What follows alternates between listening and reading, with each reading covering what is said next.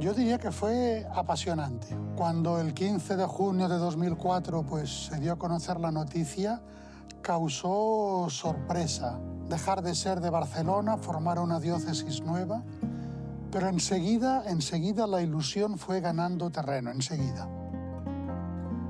Frente a tanta historia uno se siente muy pequeño, ¿no? Y pides tener la responsabilidad, la sabiduría de saber estar en el momento actual. Hoy nos acercamos a una diócesis joven, pero con raíces milenarias. Con Montserrat en el horizonte, entre fábricas, iglesias y plazas llenas de vida, descubrimos cómo la fe ha encontrado su lugar en medio de la ciudad. Ayer mismo yo vine por la tarde, pues había mucha gente joven y que venían a rezar, porque aquí se viene a rezar. No se improvisa, ¿no? Hay un trabajo de fondo de muchos años, de ir picando piedra. Esto también está saliendo en las noticias, que hay como una vuelta de los jóvenes a la fe, pues aquí también lo estamos notando, ¿no? Justamente aquí en la catedral somos muchísimos y nos encanta venir. Hoy, mi lugar en la tierra está en la tierra que trabaja y sueña. Es Terrassa.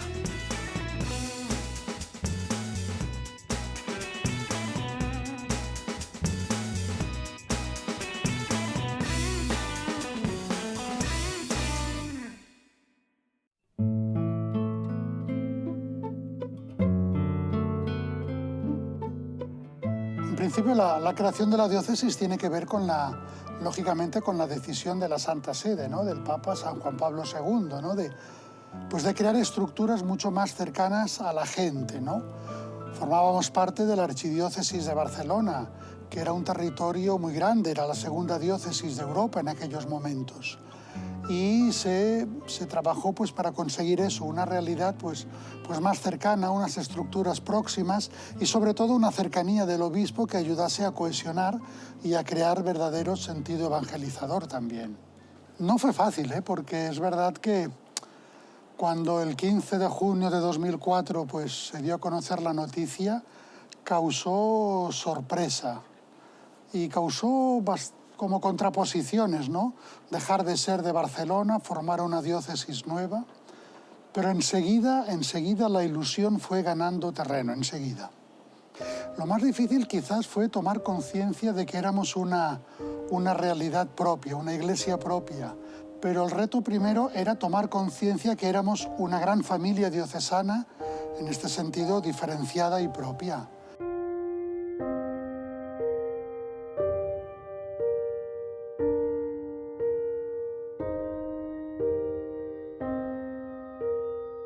Aquí, en pleno centro de Terrassa, se alza la Catedral del Espíritu Santo. Es como la diócesis misma, joven por fuera y antigua por dentro.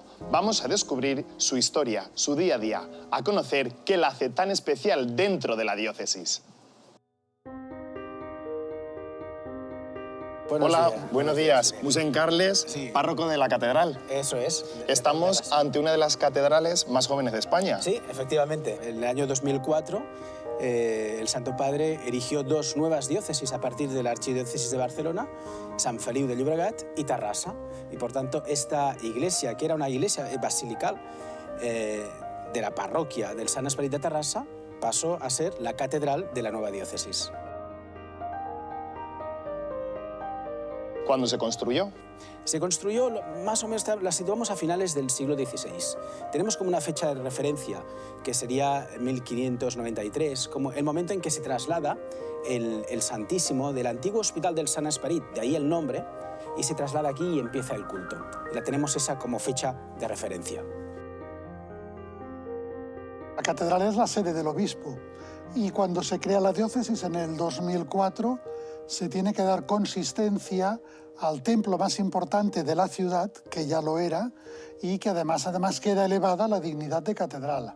Es un edificio del siglo XVI que contiene grandes tesoros, aunque ha sufrido también que durante el inicio de la Guerra Civil fue quemado y fue profanado, pero se ha podido rehacer gracias a la gran actividad intensa y dedicación de la gente de Terrassa. De hecho, es una parroquia que fue erigida en el año 1602, desmembrándose de la antigua parroquia de San Pera, que es la diócesis de Égara. Y por tanto fue construida al uso como parroquia de una ciudad pequeña, en aquellos momentos de unos 3.000 habitantes, hoy en día 225.000. ¿Qué nos podemos encontrar aquí? Bueno, la primera cosa que es evidente son estos andamios que, lógicamente, no son propios de la iglesia. De hecho, hace unos meses tuvimos un pequeño desprendimiento de lo que es habitual a veces en este tipo de obras y tuvimos que hacer pues lo que es inspeccionar todo lo que es el techo y también pues aprovechar ya, arreglar muchas cosas, cambiar la iluminación por LED y pintar. Y entonces, bueno, aquí ya se ve un poquito la diferencia de lo que va a ser. Oye, Carles, llama muchísimo la atención este retablo. ¿Qué representa? La verdad es que sí, yo creo que es una de las cosas más imponentes. Pero antes de todo, tenemos que pensar que antes de la guerra no había esto. O sea, aquí nos encontrábamos, como en tantas iglesias, un gran retablo barroco. Fue en la posguerra, ya en la primera posguerra, cuando se empieza a hacer el nuevo templo del Sant Esperit y, por tanto, lo que estamos viendo es después de la guerra. Estamos en una ciudad de Tarrasa, es una ciudad importante y además con mucha tradición de industria textil. Y la gente de Tarrasa tenía mucha estima por este templo y después de la guerra aportaron mucho para poder tener, por ejemplo, pues esta maravilla que es este presbiterio. Básicamente es la representación de la iglesia militante y la iglesia triunfante. Como no, la referencia al Espíritu Santo es constante en esta iglesia.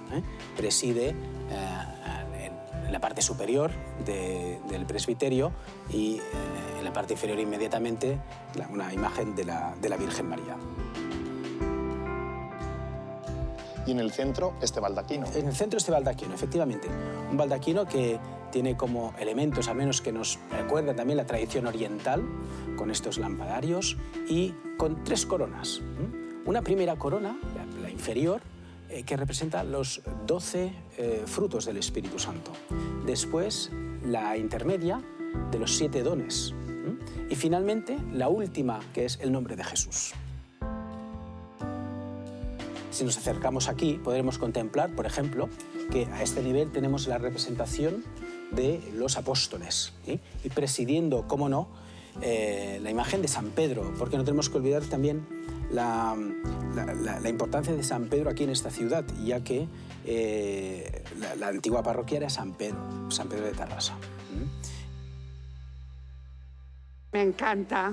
Y ahora luce y lucirá súper bien, súper bonito lo que están haciendo, arreglándola porque hacía falta, pero además aprovechando y quedará muy luminosa, muy bonita. O sea, ya es una iglesia ya muy antigua y entonces, bueno, hace unos años le hicieron catedral y, bueno, está bien, tiene un valor artístico también importante. Grande, bonita y con mucho tiempo de funcionar bien. Y bastantes jóvenes, la verdad. A ver, sí, pero es que justamente aquí en la catedral somos muchísimos y nos encanta venir. El gran grupo que estamos formando y que nos hace crecer en nuestra fe. Entonces, yo creo que a todos es como el objetivo que tenemos y nos hace crecer mucho. ¿Qué historia o símbolo hay tras este Cristo yacente? Porque impresiona mucho su serenidad. Pues sí, la verdad es que sí. Mira, esta es una de las piezas, yo diría, más valiosas que tenemos aquí, sobre todo por su antigüedad. También sufrió lo que es el daño durante la guerra y, de hecho, fue no solo desmantelado, sino que incluso se rompió en piezas. Y yo creo que fue una suerte después de posguerra que pudieron ir reconstruyendo. La gente guardaba algunas de las piezas que habían encontrado y luego se pudo volver a hacer y poniéndolo en este lugar.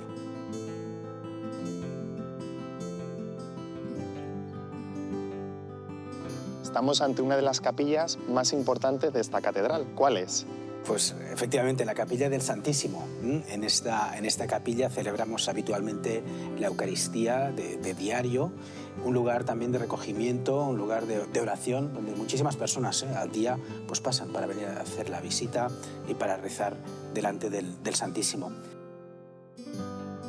Esta capilla es de principios del siglo XX y ya podemos ver también este estilo del arte catalán, del noucentisme que decimos nosotros. El arquitecto fue Moncunill y vemos, por ejemplo, yo creo que es una de las imágenes más bonitas también de esta capilla, como este relieve de la Última Cena del Señor, con estos colores policromados y que preside precisamente lo que celebramos aquí en este altar, que es la Sagrada Misa.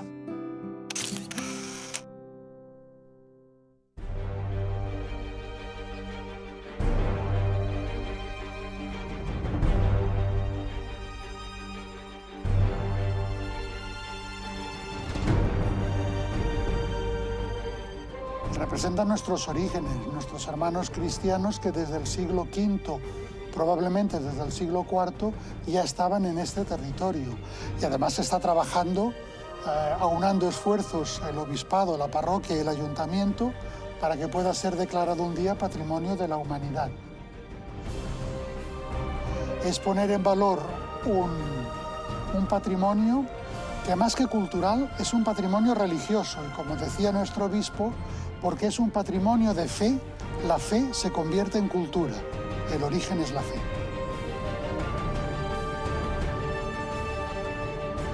En una diócesis tan joven como esta, también hay sitio para el antiguo. Sin movernos del corazón de la ciudad, las piedras cuentan una historia milenaria. Estas iglesias son testigo del paso del cristianismo por siglos y generaciones.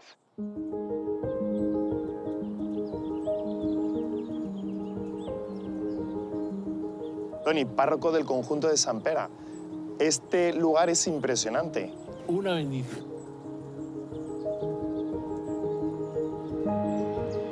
¿Y cómo es llevar a cabo su ministerio sacerdotal rodeado de tanta historia? Primero un don.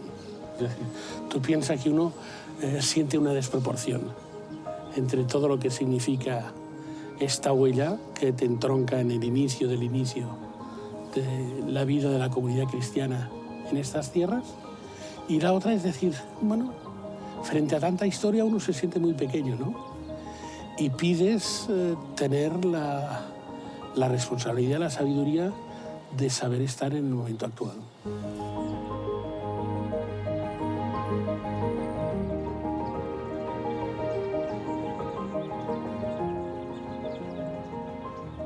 Para todo el que llega por primera vez a este lugar, ¿qué es lo primero que le llama la atención?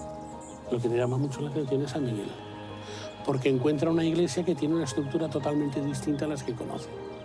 Entonces tiene una percepción cuando entra muy fuerte del silencio. Yo diría que es como, ¿qué fuerza tiene el silencio?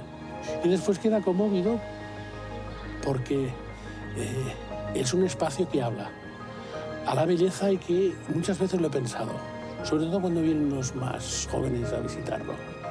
Prefiero acompañarme con pocas palabras y buena música para que vaya entrando el misterio de lo que ven. ¿Qué supone para la ciudad de Tarrasa? Hombre, una ciudad como Tarrasa, que ahora la vemos una ciudad muy grande, pero de esto hace pocos años, ¿no? Esto significaba como un hecho que lo identificaba. Es algo tan singular que incluso algunas veces aquello que ocurre, que en casa no sabemos percibir lo grande que tenemos. Esto está sucediendo ahora que muchos acompañan a ver las iglesias de Sant Pere y quedan conmovidos de ver cómo el visitante está valorando una cosa que él, que la ha visto más veces, a lo mejor no la ha valorado tanto.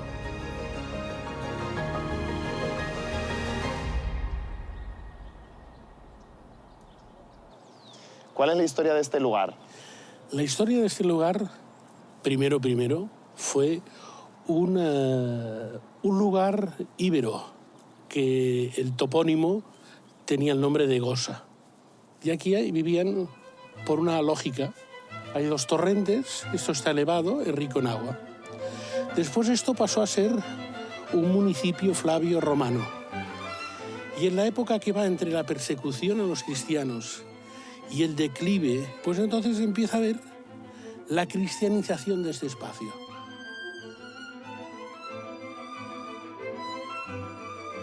¿Y qué es lo más especial de este lugar? Para mí lo más especial de este lugar son las pinturas que encontramos del siglo VI en el ábside de la catedral, en el ábside de San Miguel y después un retablo de inicios del siglo VII, un retablo de piedra.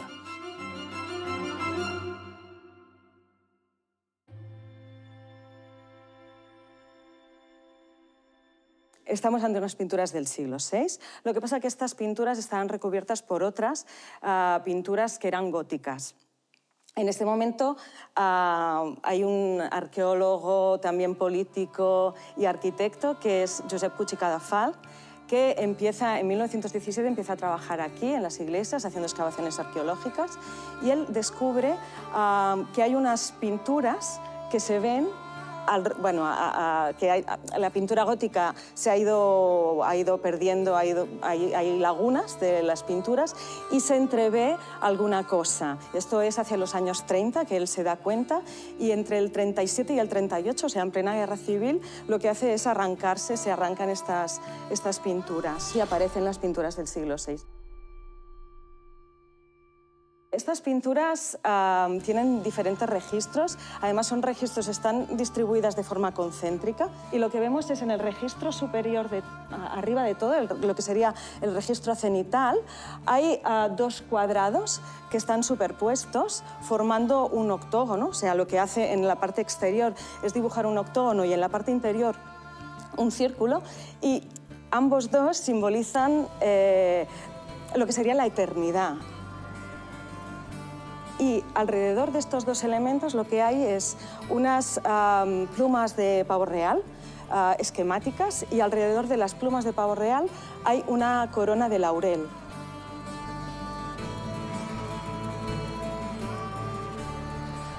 ¿Qué supone este conjunto para la historia de la fe en Cataluña? En un momento donde estamos en una etapa líquida, no hay nadie que se quede neutro frente a una belleza como esta, porque esto provoca, sin palabras, hacerte la pregunta de decir, hombre, yo tengo que preguntarme por mi raíz, tengo que preguntarme de dónde vengo. Yo creo que es fruto de muchos años de ir trabajando juntos como diócesis y del trabajo de muchos sacerdotes y catequistas, que lo que hacen es que tengamos una fe muy comunitaria, que hace que la experiencia de Jesucristo sea mucho más potente. Que somos muy naturales, muy felices y que hacemos como mucha comunidad entre todos.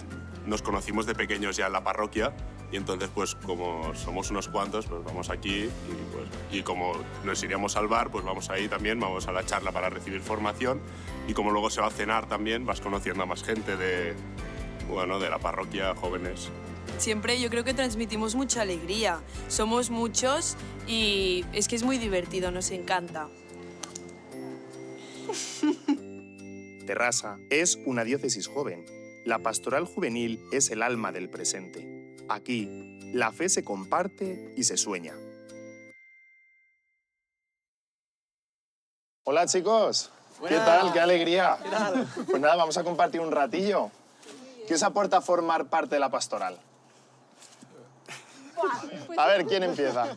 No, la verdad es que yo diría que nos da muchísima vida. Es que más que explicarlo, hay que vivirlo. Es vivirlo, es tener la experiencia de ver que aquello que buscan tantos jóvenes pues se hace realidad de una manera muy concreta, ¿no? Y que es lo que vivimos en la delegación. Y que al final que todo tiene respuesta en una persona que para nosotros es Dios mismo, hecho hombre, que es Jesús, ¿no? O sea, lo tienes que vivir porque a veces te llena más servir que no tú ser servido, ¿no? Claro, esto si lo explicas la gente dice, ¿qué es esto? Pero ¿cómo puede ser? Pues vívelo y lo verás. Y vivimos en un mundo que va muy rápido, en un mundo digital. ¿Qué significa para vosotros vivir la fe? Yo creo que en ese sentido, ¿no? El hecho de que todo a nuestro alrededor vaya tan rápido, que haya tanto ruido, el tener la fe, ese es nuestro momento de decir, vale, ¿no? Puede haber mucho jaleo a nuestro alrededor, pero necesitamos, como cualquier persona, pararnos. Y tenemos pues, el don de la fe, que es ese momento de sentarte intentar buscar la calma, reordenarlo todo, ¿no? Refijar la mirada en el Señor y verle en medio del caos que nos rodea.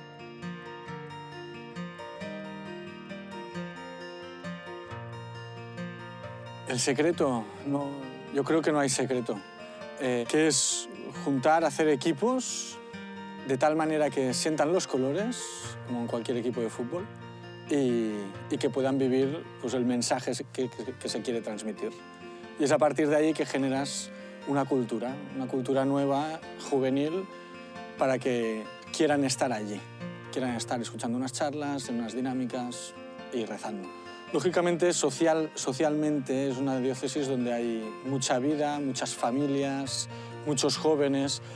Tenemos la suerte que hay ciudades que no son muy grandes, puedes llegar muy bien a la gente, se van distribuyendo, hay diferentes focos, pero lógicamente todos estos focos y esta realidad social, si no tienes un buen equipo y gente que crea realmente en lo que se quiere hacer, y que crea en Dios, estas cosas no tiran adelante.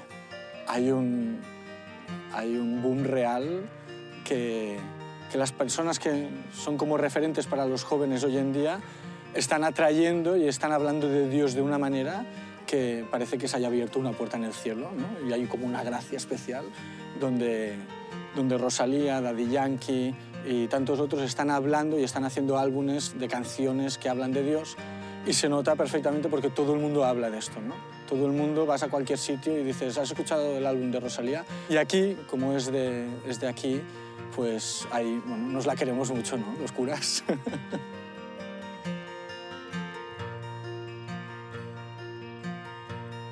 Y, por ejemplo, Rosalía, que ahora está tan en auge, ¿habéis visto que ha impulsado la fe en los jóvenes? Exacto. Más que, yo creo, más que impulsar la fe, ha hecho que los jóvenes se pregunten, ¿no? Que empiecen a buscar, ¿no? Algo que hay ahí, ¿no? Y Rosalía, bueno, es un referente a nivel musical, a nivel, ¿no? Es una pasada. Al final, cuando ves a alguien que lo tiene todo, que tiene la fama, el éxito, lo que aparentemente todos los jóvenes desean, se empieza a cuestionar cosas más profundas, decir, jolín, parece que hay algo más que solo el éxito, el dinero, el ser famosa, el que todo el mundo me mire. Eso es lo que yo siento que Rosalía puede mover, y todos los famosos, ¿no? Que ahora como que parece que están moviendo, es eso lo que despierta en los jóvenes.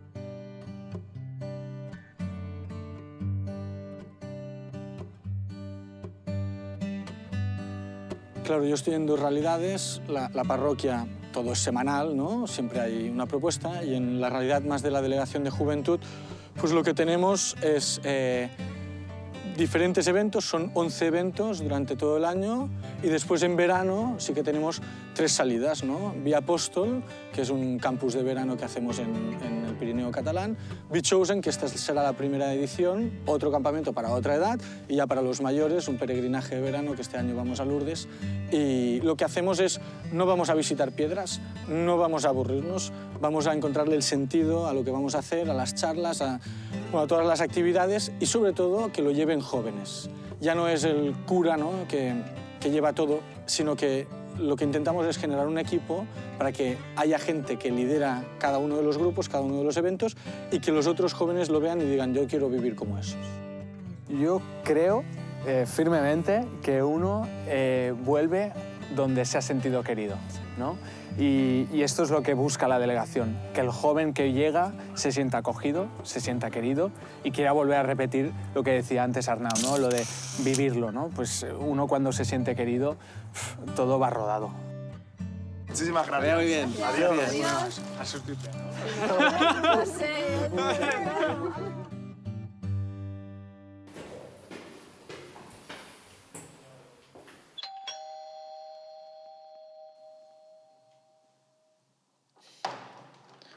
Hola, Hola, Cindy, bienvenido. ¿qué tal? Muy bien, mucho gusto. Entre las calles de Terrassa hay hogares sencillos donde la vida se cuida con ternura. Los pisos tutelados de Cáritas ayudan a personas a seguir construyendo su propio camino. Vamos a conocer uno de esos casos. Cindy, ¿de dónde eres? Soy de Honduras. ¿Y cuánto tiempo llevas aquí? Bueno, llevo unos cuantos añitos. Llegué acá en 2017, noviembre de 2017 exactamente. Cindy, ¿cuál es tu historia? Bueno, podría decirte que es un poquito como un laberinto entre cosas buenas y cosas malas. Yo dejé Honduras porque el tema de la economía, el tema de violencia es un poquito complicado, así que me decidí buscar, como quien dice, nuevos horizontes, buscar otra oportunidad en un país que nos abriera las puertas, y España fue el que se nos hizo, como quien dice, más favorable por el tema de entrada. ¿Y qué has encontrado aquí? Bueno, en principio fue bastante complicado porque no tenía ningún familiar, sino que llegué sola. Después empecé a buscar trabajo por medio de agencias en negro, claramente, porque no tenía documentos españoles, lo cual tampoco te abre puertas para un trabajo formal. Así que empecé a buscar oportunidades en B, que fue lo que más factible me salía en ese momento. ¿Viniste sola? Sí, cuando llegué vine sola. Dejé mis 3 hijos en Honduras. Quedaron con una tía paterna porque su padre había fallecido. Por el mismo tema de la violencia, pues ellos quedaron con una tía paterna. ¿Cuándo decides traerte a los niños? Bueno, los niños decidí traerlos hasta hace muy poco.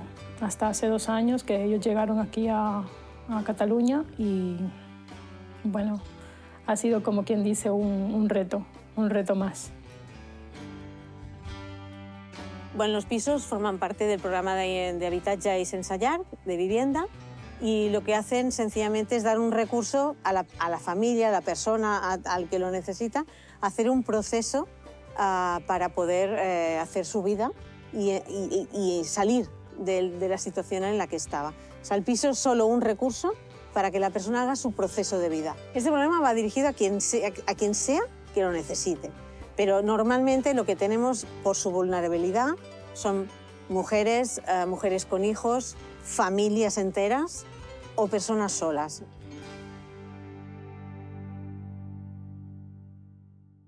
¿Y cómo conociste Cáritas? Bueno, lo conocí desde que yo llegué a Granollers.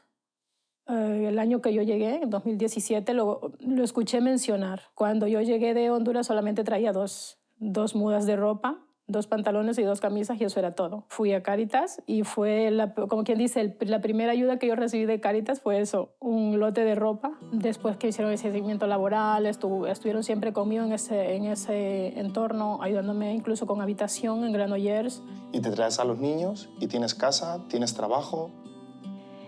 Bueno, no tenía casa, sí, porque por medio del programa de Cáritas, ellos me acogieron desde el año 2020, que en aquel entonces yo estaba, como quien dice, en situación de calle, aquí en España, con mi hija menor, para aquel entonces de 2 años. Después de esto, pues estuve trabajando en programas de promoción económica del ayuntamiento, en parques y jardines, y me he dedicado más que todo a prepararme, como quien dice, laboralmente. Estos pisos son de todo tipo. Hay los que tenemos en convenio con fundaciones especializadas en esto, como son herencias. Es muy importante el tema de la herencia porque dices, ay, pues oye, nosotros le damos una salida tremenda.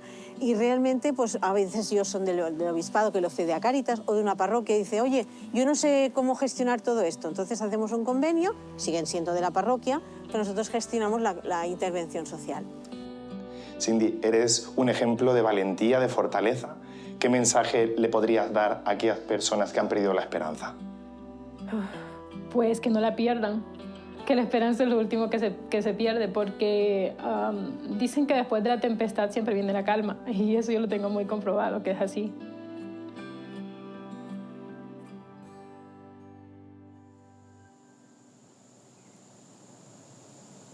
La pastoral obrera en Tarrasa, tanto en la ciudad de Tarrasa como en la diócesis, pensamos en Sabadell, pensamos en Rubí, pensamos en Granollers, pensamos en Mollet, son ciudades industriales, son ciudades con obreras, y ha habido una fuerte presencia de la Iglesia a través de los movimientos obreros especializados que aún están presentes y siguen siendo verdadero fermento. Hola, Pere. Fidel, qué alegría.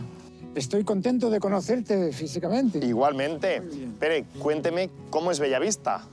Bueno, Bellavista es un barrio obrero que en los años 50-60 se empezó a construir con la inmigración de distintas partes de España. En el mundo obrero vivimos situaciones de esperanza, pero también situaciones muy duras. Es que hay familias que aunque trabajen no llegan a final de mes y cuando se les acaba el contrato de alquiler les suben un 30 o un 40%, no pueden pagar, entonces tienen que optar entre comer o pagar piso. Y ahí nosotros codo a codo estamos acompañando, dando soporte como pastoral obrera y denunciando una situación de injusticia.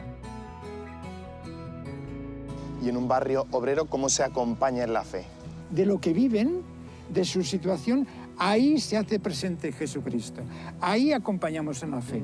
Y ahí, cuando se creó la parroquia, ¿vale? Entonces hay una realidad de gente que participa cada vez más en la celebración de la Eucaristía. ¿Cómo ha luchado la comunidad obrera católica para construir una comunidad?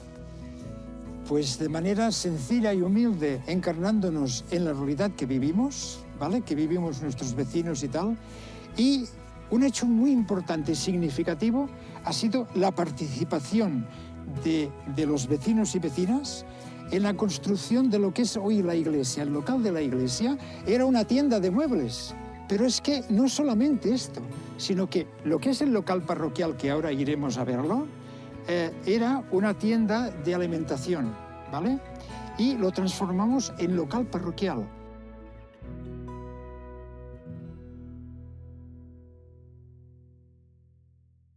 Y estamos en el corazón de la parroquia donde viven la fe.